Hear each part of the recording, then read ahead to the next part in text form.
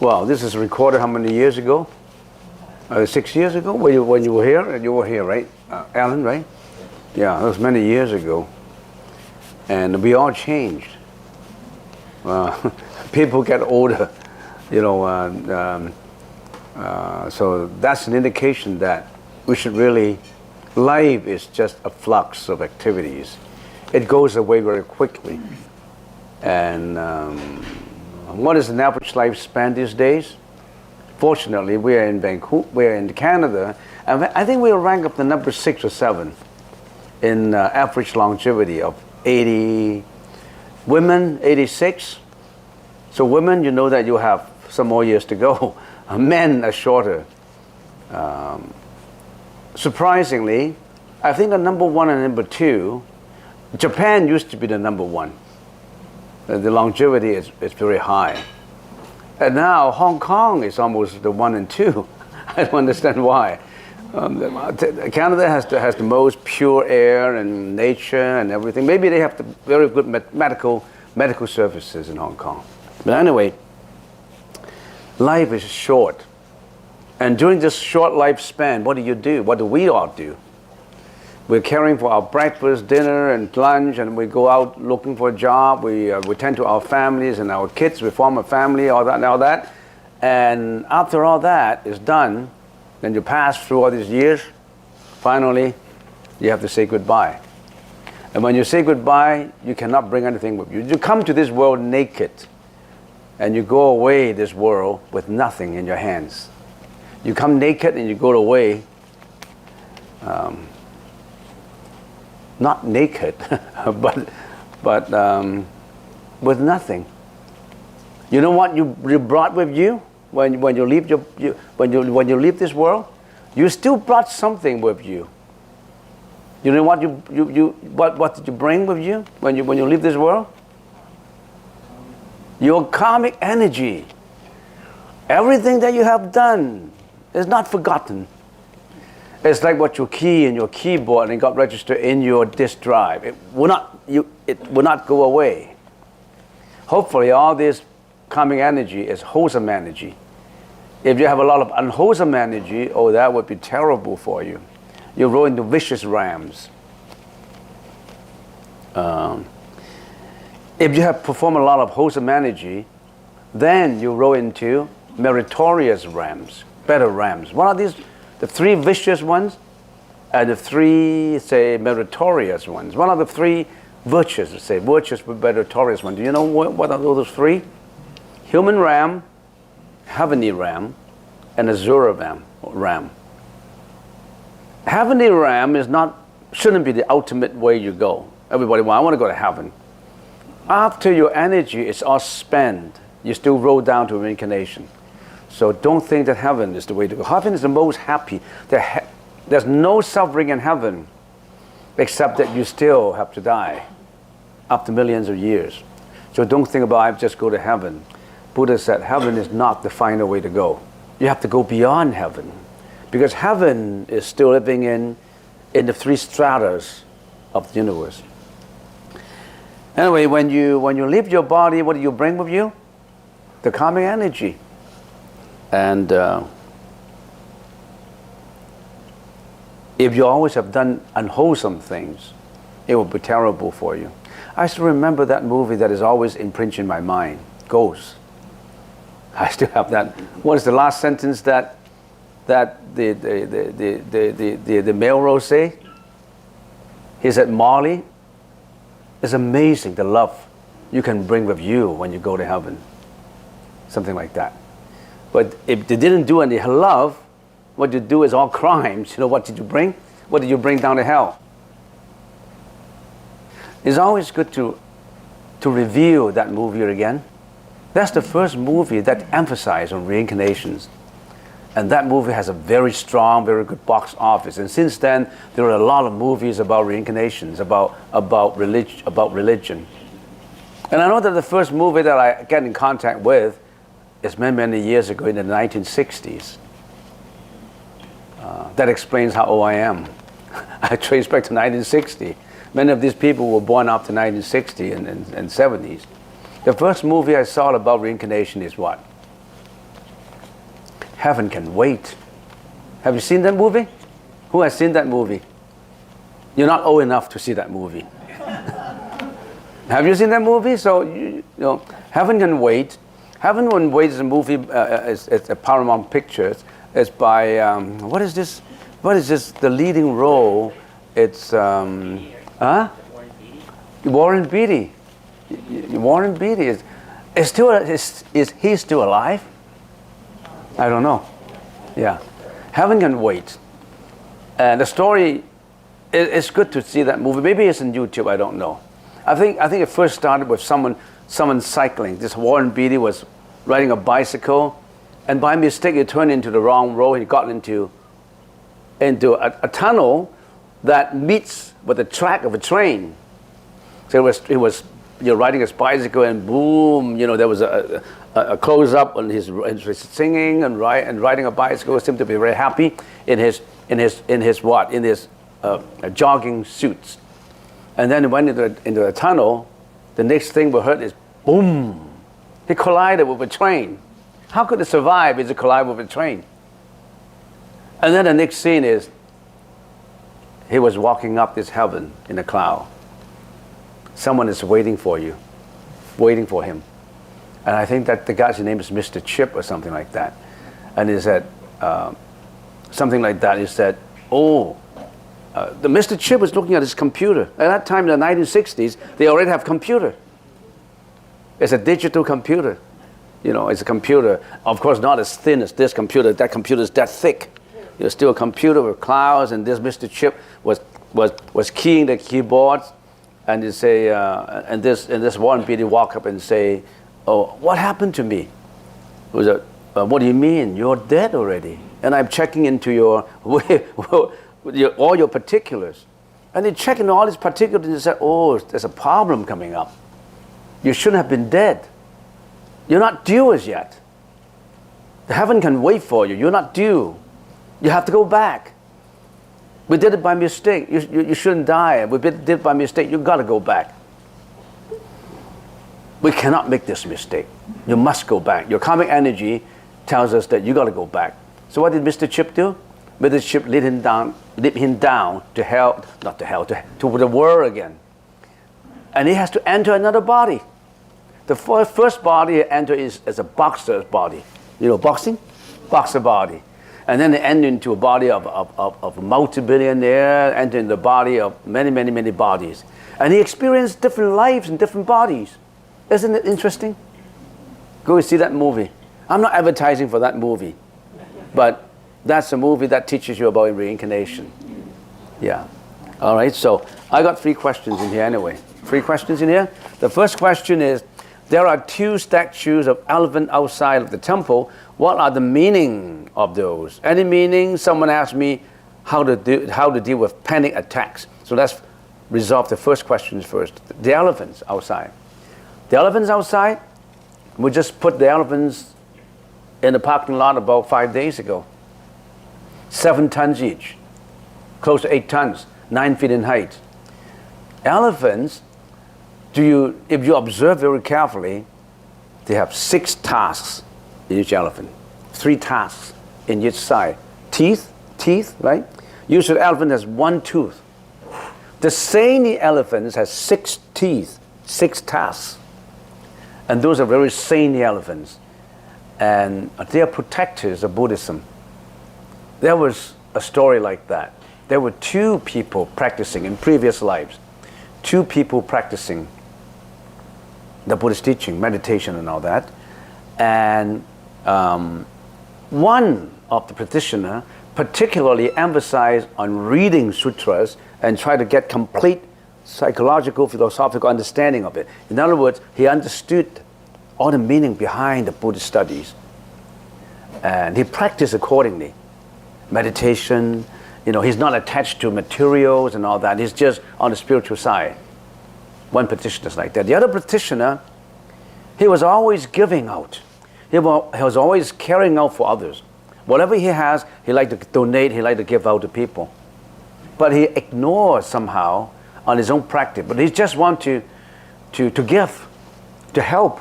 There are people like that. There are people who think as if they are born to help.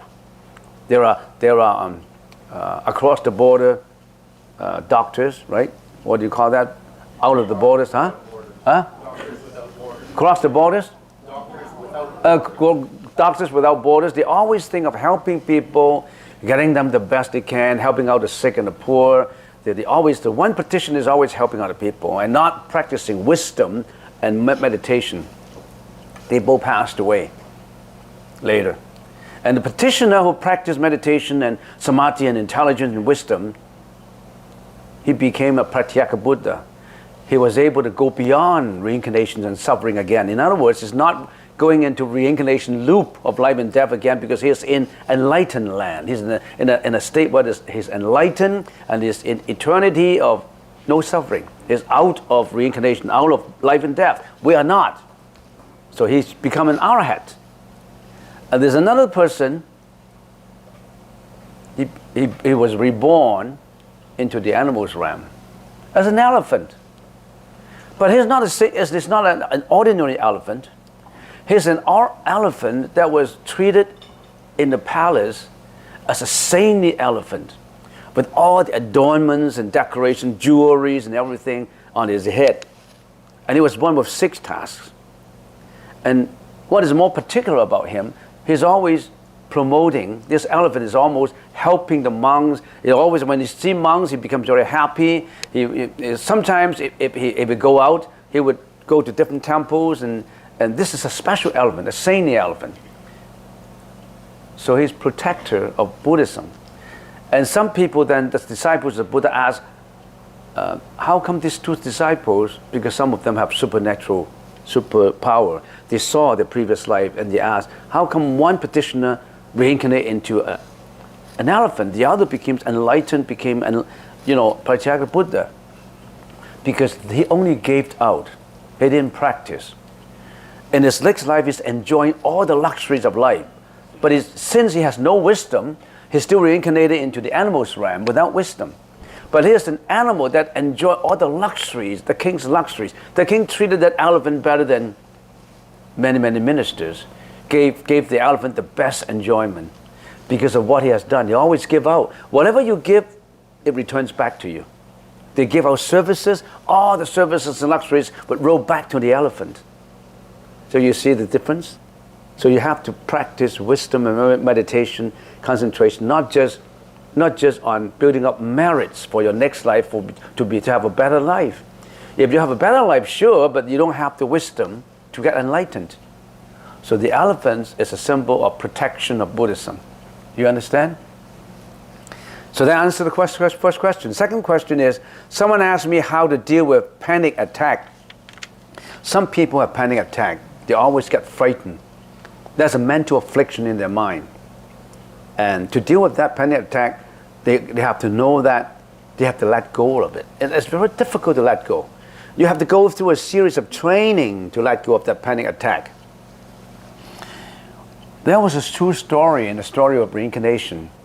There was a child, about 6, 7 years old, a girl, and whenever she heard the roaring of a plane going by over the sky, she got panic. She didn't know why. The sound of a plane in the sky, any sound about plane flying, he got panic. And later, through analysis of past life regression and analysis, later they all discover that there was a reincarnation story. The previous life of that girl, she was a soldier in Thailand. I think it's Thailand and Japan, I don't know. I was in somewhere in Thailand. And one day, he he reincarnated into a girl, but he was a man before. One day he was responsible for cooking for his regiment, cooking for a regiment of, say, 30, 40 soldiers. He was cooking in front of a tent. And all of a sudden, all these planes flying by, and from the plane, the machine guns shooting down, and all the soldiers were running for life, running into the bush. And he heard this plane. He was also running in the bush, but he got hit at the back, and he died immediately. And then he reincarnated into this girl. So whenever she heard any roaring of a plane, the sound of a plane, she got panic. More than just a panic, she felt painful at the back because she got shot at the back in previous life. So panic could be because of a reason of a previous life, and could be because of a reason in this life. So how do you deal with it? First of all, you have to understand that life is not just of the present, it's the previous, of the past and the future. If you do not get enlightened, you still roll into the future of reincarnation. The Buddha teaches us how to stop the ocean of life and death. Go beyond it. Don't sink into the ocean of life and death. So, if you have this panic attack, it could be because of previous life, some certain feelings or scenario of previous life that brought to this life, and you have to learn how to tackle it by understanding how it comes, how it may have come. And then you have to train yourself. Whenever that panic comes up, you have to let go of it, because you know that it is fictitious, it is conditional. It is because of last life feeling which is brought back into this karmic energy in this life. It has no substance by itself. It is fictitious. It is something happened in the past. It will not happen again. But you got panic because you got recollection of that painfulness. So you really have to put that training in your mind that you have to let it go. Let it go. But unfortunately, you don't know about your previous life. You just let it go. Whenever it comes, that idea, that thought, when it comes, you have to understand that thought. That's the reason why I told you at the beginning of this session, back at the meditation hall, Buddhism is to study every thought. When the thought of panic comes up, you don't continue that thought.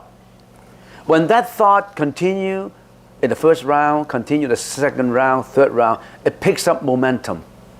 When it picks up momentum, it has a force that drives you down. It can even drive you to committing suicide. It can even drive you to short of breath. Some people, they can't breathe, but they may not die. They think they're dying. They cannot breathe because they panic. They're so panicky that they cannot breathe. But if they can overcome it, there's no problem in the breathing. He thought that he's going to stop breathing, but he's not. So you have to resolve the panic by understanding yourself, by knowing where this panic comes from. You have to let go of the panicky feeling. You have to train yourself in that way. You have to understand how that thought comes up. And then you don't continue with the second thought. If the second thought insists, then you don't continue with the third thought. You have to train yourself to let go of it. And it's not easy. You have to train yourself and let go of all your mental afflictions, not just panicking, not just panic. Your jealousy, your hatred, your ignorance, your, all kinds. You have to let go of them. And you have to learn about this. And one of the many ways of learning it is to increase your concentration so that you watch every thought. Can you watch every thought?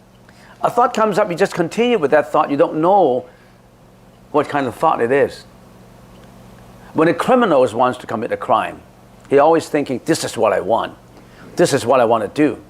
That's the thought that perpetuate into leading to the crime. He cannot say, stop, I can't do this. I can't hurt somebody. I shouldn't come up with a second thought. But he perpetuates the thought. The thought of killing comes up. A second thought, how to kill, how to plan on it. The hatred comes, it picks up momentum until finally he kills him. You understand? So you have to go through training, not just by me talking to you and you resolve the problem. So it's extremely meaningful that you do a meditation, that you come to learn meditation. But how many people know the importance of it? Not many. Not just of this temple. Learn your meditation. Build up your strength. Build up your concentration. Life is not just always working and enjoying yourself, partying and singing, drinking, you name them. Those are materialistic pursuits. Put that aside for the time being. Go into your I always call it the odyssey. Go into the adventure of that odyssey. It's extremely interesting.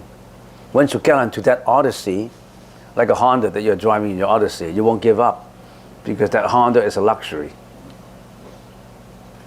Go into that odyssey. That's the reason why they name a Honda, a luxury Honda, an odyssey. Go to that odyssey where you explore more about the spiritual aspect of life. Open the treasure of spirituality. Look at the treasures inside. Get in and find out more. It's just like when I always compare a meditation to watching a movie. When you're watching a movie, you go into Odeon Theater, you pay $36. How much you pay for cinema these days? I always think of $5 because that's the time. Last time I went, huh? 14? I used to pay $3.30 or $5. No, now it's 14. All right. So you get into the theater, you see somebody else's script. You cry, you feel sorrowful. You see somebody else's script about life and death. Why don't you see your own script? Watch your own script. You are the director of that script. You are the actor. You're the prop manager. You build up that script of life in you. Watch it. Be interested in your own script. Why are you interested in somebody else's script? You cry. You become sorrowful. You laugh. Can you do the same thing with your own script first? Can you be interested in yourself first? That's not egoistic. You try to understand yourself. Next question. How do I manage or get rid of my feeling of attachment relating to my desires of wanting more? Well, your desire of wanting more, you identify each thought of desire. And then the first thought comes up, second thought, you try to discontinue it. And more than just discontinue the desire, try to analyze that desire. Why you have that desire? Why you want a luxury home? You want to show off. You want to show your dad or your friends that you're well off. You're better well off than them. You have the ability to do that. You want to show off. Is that what you want? You want to show off? It does not matter how you show off. There are always people higher than you. There are almost people who are richer than you. By showing off your luxuries, why don't you show off something that is more benevolent to human, to mankind, on a grand scale, other than benefiting just yourself on an egoistic self-view scale. Broaden your horizon of love, if you call it love. Broaden your view. And if by having a luxury home or by having multi-million dollars, you will be happier, I think you got a wrong perception of happiness.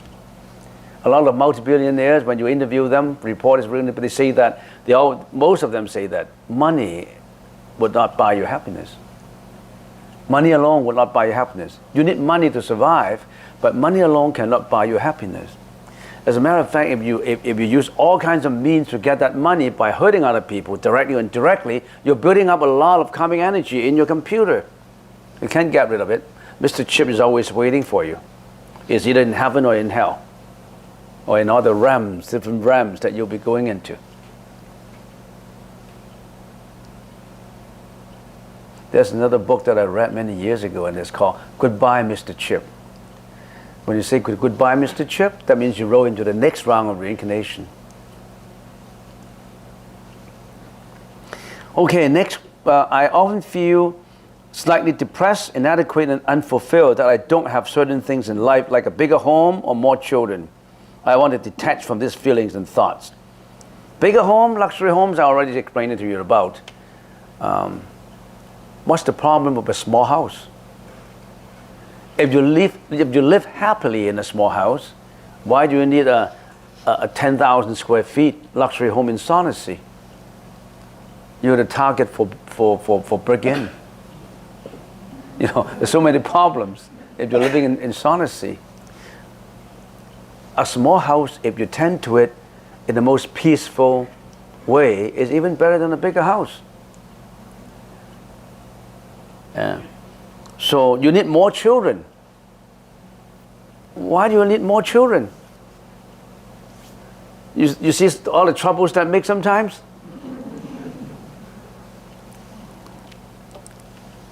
When children come back as your children, they come back with 4 retributions, with 4 reasons. When children come back to you as your children. You know what are these 4 attributes that they want to come back, reasons to come back? First, you owe them money and they come back to get it. In their previous life, you owe them money before. They come back, you have to give them education. And once you pay out all the money, he said goodbye to you. He will not show his filial piety towards you. When I was working in one summer in Banff, in my first year at University of Toronto, I was working as a summer student, washing dishes as a pantryman. They call it a pantryman. So we were washing dishes, And I still remember that guy, my co-worker. And he worked as a permanent. I worked as a summer student, but worked as a permanent worker. And we always talk, and he said, I don't like to live with my family. I left my family at the age of 16. And one day, my mom told me, get away. You can be on your own. Don't come back again. And that's exactly how I feel, so I left home. There's no more debt to be paid. There's no more relationship in their mind. They just say, goodbye, get out. Sometimes it's just like that. The same thing applies to love between a man and a husband. When they're in the first love, what do you call that first love? April love? And then they always, they care for each other, and when the time comes, they depart. So the first reason is they come for a monetary debt. I'm not always negative. I have to finish my sentences before you say I'm negative. There are good things behind. Okay? I'm not negative. I'm positively negative. Or negatively positive. So, you either have to pay a monetary debt back. And let me give you another example about this monetary repayment. I know a lady back in Toronto, a rich lady, and his daughter at that time was studying at Harvard Law. So she brought up her daughter in the best possible ways in Hong Kong. Always care for her studies, always have all these tutors, have different tutors, a French tutor, all these English tutors and Chinese tutors, spend all money just to nurture her daughter to be the best student. She was able to be number 1 all the time at school because of the nurturing, because of this education provided to him in school and off school, at home and everything. And she got into Harvard Law. And of course, the mom spent a lot of money on her. And right after 1 year, after being a judge, she committed suicide. Committed suicide. And the mom was crying and crying, very sorrowful. And 1 year later, the mom passed away. So they're repaying each other in monetary terms. So other than monetary debt, that is emotional debt too. You betrayed him, he'll betray you in this life. You divorced him, he'll divorce you in this life. It's always trying to get equilibrium. That's the reason why you think you can get away with something you have done wrongly on someone. It will get back to you. Don't do any mischievous things, because it will finally get back to you. So what do? Repent. You vow you never do it again. And whenever, in your previous life, you have gone through a lot of previous life, And in your previous life, you could have hurt a lot of people. You could have divorced your wife in the most brutal way, or divorced your husband.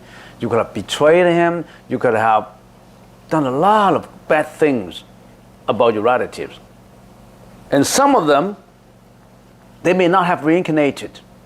They may be in the ghost realm. They have been following you even up to now. You know why you always encounter something bad? They didn't want you to be good, because you did the wrong thing on him or her. They, in the ghost realm, they have been following you since many, many years, and they're still around the house. That's why whatever you do, you don't feel that everything is smooth for you. You want a job and you want to perform that job well, somehow you always get fired. Not solely because of your own ability, somehow something happened. Because he, invisibly, is getting you. So there's monetary debt, emotional debt. That is you are repaying him. There's two conditions. You are repaying him on monetary or emotion. But on the other hand, they could be repaying you. You have a son, and that son really treats you well. He's number one at school, makes you very proud, and he respected you so much that he always say, "Mom, I always want to stay with you. Even if I get married, I want to live with you because I love you dearly, Mom. I love you all my life." He's coming to repay you. Repay your emotion, repay your debt. So it's not just negative. Sometimes it's positive. He's repaying you. Why does your husband love you more than what seems to be other husbands loving their wife? Because your husband comes back to repay you. Even though you yell at him, he's always kind-hearted because he's repaying you. So he's repaying you with money, or he could be repaying you with emotion. He has a very high EQ. He always cares for what you feel. He always loves you so much that you feel very happy in your life. And in some love, even if the wife or the husband have a terminal illness, the husband always stays beside her bed. Always want to care for everything. Until the wife passes away peacefully. And that man, he does not want to remarry again. He always wants to remember his wife, give him a good grave. And he said, when I die, I want to be buried beside the grave of my wife. Because he comes to repay. So different people commit different karmic energy. Nothing about God. If God can forgive, if God can give you all that, God should have avoid all these troubles that you have. It's only logical. Whatever you have done, you can get away just by saying, God forgive you. God may have forgiven you, but he hasn't. He still cares.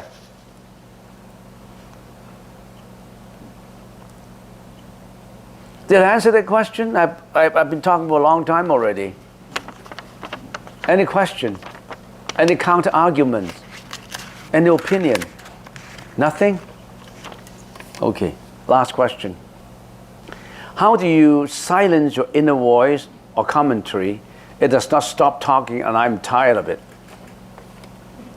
Well, that inner voice in you, that commentary in you,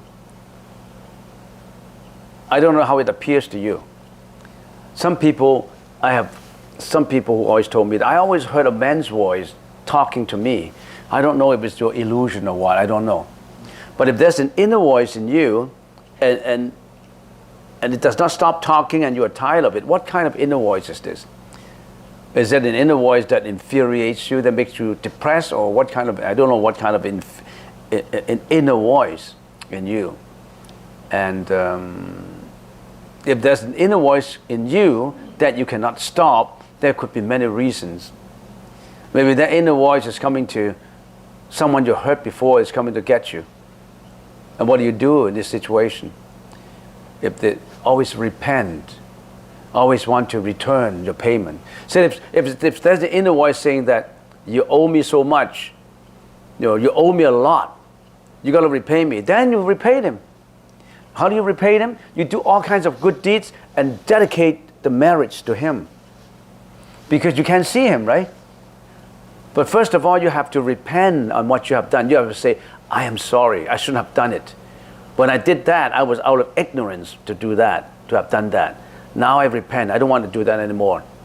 On top of that, I want to make up for what you have lost.